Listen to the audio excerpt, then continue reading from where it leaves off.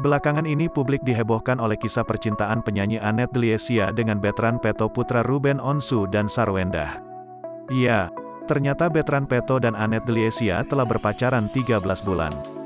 Baru-baru ini presenter Ruben Onsu pun bertemu dengan Annette Deliesia dalam gladi konser veteran Peto yang akan digelar pada tanggal 22 Oktober tahun 2022 mendatang. Sikap Ruben Onsu terhadap Annette Deliesia terekam. Terpantau, Ruben Onsu dan Jordi Onsu memberikan ucapan dan doa kepada Annette Deliesia yang baru saja berulang tahun. Annette berulang tahun yang ke-17 pada Selasa tanggal 18 Oktober tahun 2022.